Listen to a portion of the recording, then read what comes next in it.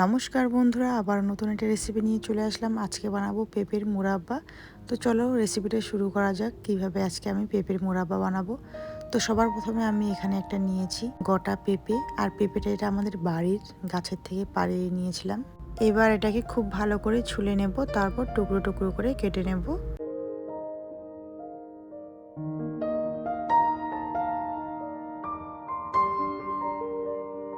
তো খুব ভালো করে আমি পেঁপেটাকে ছুলে খুব ভালো করে ধুয়ে নিয়েছি, তারপর বড় বড় সাইজে কেটে নিয়েছি পেঁপেটাকে, দেখতেই পারছো। এবার আমি একটা কাঁটা চামচ নেব, কাঁটা চামচের সাহায্যে খুব ভালো করে এগুলাকে ছিদ্র ছিদ্র করে নেব। প্রত্যেকটা পেঁপের টুকরোকেই করে নেব।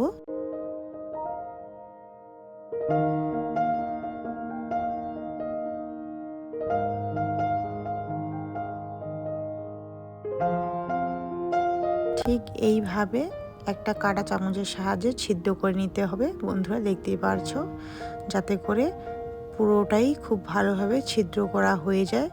ঠিক এইভাবে করতে হবে।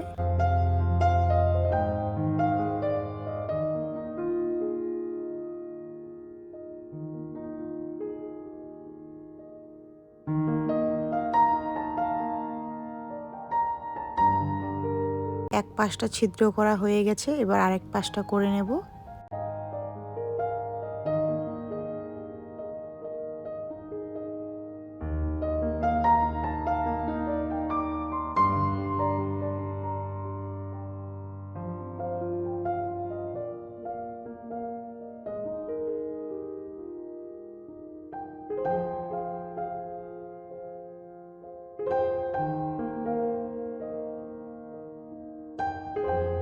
তো দেখতেই পারছো বন্ধুরা, সবগুলোই আমার ছিদ্র করা হয়ে গেছে, আর কতটা নরম হয়েছে আগের তুলনায়।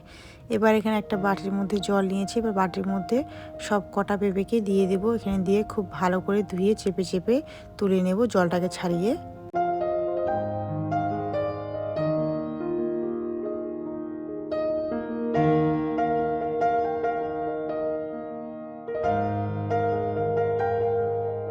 এখানে একটা থালার মধ্যে নিয়েছি পেঁপের টুকরোগুলোকে, আর একটা বাটিতে জল নিয়েছি। এবার এর মধ্যে আমি হাফ চামচের মতো চুন দিয়ে দেব, যেটা আমরা পানির মধ্যে চুন খাই, সেই চুনটা দিয়ে দেব। দিয়ে খুব ভালো করে জলের সাথে মিক্স করে নেব চুনটাকে।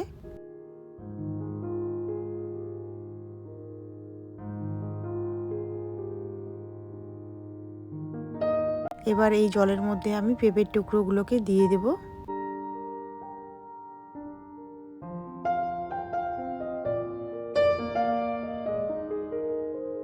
এবার আমি এগুলোকে ঢাকা দিয়ে আধা ঘন্টার মতো রেস্টে রেখে দেব। ফিরে আসবো আধা ঘন্টা পর। তো দেখতেই পারছো বন্ধুরা, কত সুন্দর একেবারে পরিষ্কার জল হয়ে আছে। তো চুনটা নিচে চলে গেছে। এবার আমি এগুলোকে খুব ভালো করে ধুয়ে নেব। আর হ্যাঁ, আগের তুলনায় কিন্তু এখন পেঁপেটা অনেক বেশি শক্ত হয়ে গেছে। আগে অনেক নরম ছিল, আর এখন দেখো কত শক্ত হয়ে গেছে। এবার আমি এগুলোকে খুব পরিষ্কারভাবে ধুয়ে নেব। যতক্ষণ না পরিষ্কার জল বার হচ্ছে ততক্ষণ আমি ধুয়ে নেব।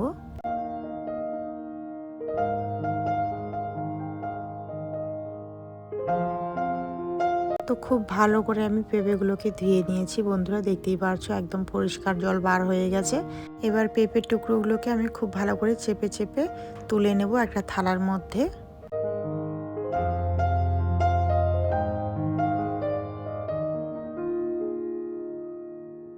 এবার আমি পেঁপের টুকরোগুলোকে ছোট ছোট টুকরো করে নেব চাকুর সাহায্যে।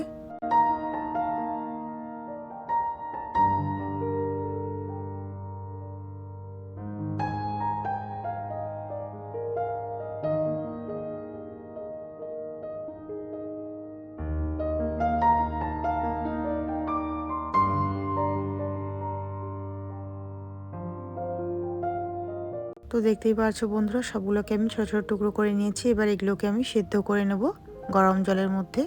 তো এখানে আমি জল গরম করতে দিয়েছি আগের থেকে, জলটা খুব ভালোভাবে ফুটে গেছে। এবার এর মধ্যে প্রত্যেকটা পেঁপের টুকরোকে দিয়ে দেব, দিয়ে খুব ভালো করে নাড়াচাড়া করে নেব। 10 মিনিটের মতো আমি পেঁপেগুলোকে সেদ্ধ করে নেব।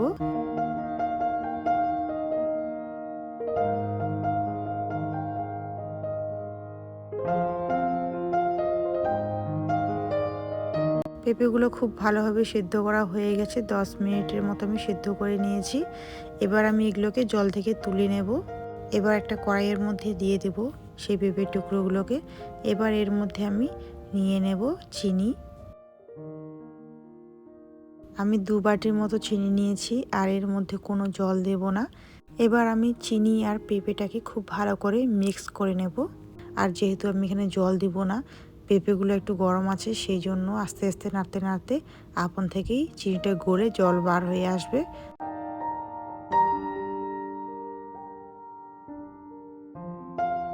আর এখন কিন্তু কোনো রকম আমি চুলা জ্বালাইনি বন্ধুরা। যতক্ষণ না চিনিটা খুব ভালোভাবে গলে যাচ্ছে ততক্ষণ আমি চুলা জ্বালাবো না। তো দেখতেই পারছো জল একেবারে বার হয়ে গেছে পেঁপে থেকে। আমি এখানে কিন্তু কোনো রকম জল দিই নাই। এবার আমি চুলা জ্বালিয়ে দেব বন্ধুরা। আর চুলার আঁচটা কিন্তু একদম লোতে রাখতে হবে। প্রথম কিন্তু হাই হিট দিলে কিন্তু হবে না। তো সেই জন্য আমি একদম লোতে রাখবো চুলার আঁচটা।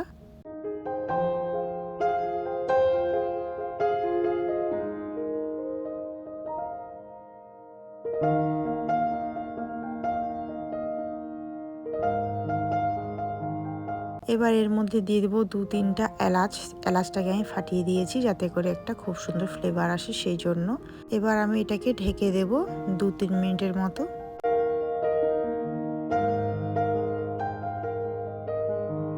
2-3 মিনিট পর ফিরে আসব। তো দেখতেই পাচ্ছো বন্ধুরা কত সুন্দর সেদ্ধ হয়ে গেছে একেবারে শিরা দিয়ে।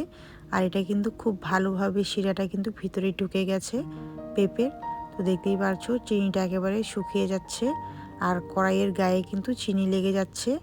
তো তার মানে আমাদেরকে গ্যাসের আঁচটা কিন্তু বন্ধ করে দিতে হবে। তো আমি এই সময় গ্যাসের আঁচটা একদম বন্ধ করে দেব। এবার খুব ভালোভাবে নাড়াচাড়া করে নেব। তো দেখতেই পাচ্ছ বন্ধুরা আপনি আপ শুকায় যাচ্ছে শিরাটা। তো যতক্ষণ না শুকায় যাচ্ছে খুব ভালোভাবে শিরাটা, ততক্ষণ আমি এভাবে হালকা হালকা একটু নাড়তে থাকবো। তো নাড়তে নাড়তে খুব ভালোভাবে একদম শুকিয়ে যাবে, দেখতেই পাচ্ছ বন্ধুরা। তো মুরাব্বা আমার একদম রেডি হয়ে গেছে। এই যে দেখো কত সুন্দর হয়েছে। এখন কিন্তু হালকা একটু নরম আছে, যখন এটা পুরোপুরিভাবে ঠান্ডা হয়ে যাবে তখন কিন্তু এটা শক্ত হয়ে যাবে। তো তোমাদেরকে আমি ঠান্ডা করে তারপর পরিবেশন করে দেখাচ্ছি। তো পেঁপের মুরাব্বা আমার একদম রেডি বন্ধুরা, দেখতেই পারছো। আওয়াজটা শুনে হয়তো বুঝতে পারছো যে কতটা সুন্দর হয়েছে। তো চলো তোমাদেরকে আমি একটা ভেঙে দেখাই। তো কেমন হয়েছে না হয়েছে তোমরা দেখেই হয়তো বুঝতে পারছো বন্ধুরা যে পেঁপের মুরাব্বাটা কত টেস্টি হয়েছে আর একদম পারফেক্ট হয়েছে। তো এটা কিন্তু তোমরা এমনিও খেতে পারবে, আবার এটা কিন্তু কেকের মধ্যে দিয়েও খেতে পারবে। তো যারা যারা পছন্দ করো মুরাব্বা খেতে তারা এমনি খেতে পারবে, আর যারা যারা এমনি খেতে অসুবিধা হয় তারা কেকে দিয়ে খেতে পারবে।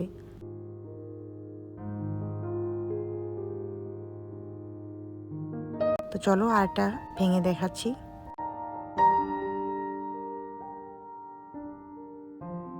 তো আজকের পেঁপের মুরাব্বা রেসিপি কার কার ভালো লাগছে বন্ধুরা অবশ্যই কমেন্ট করে বলবে।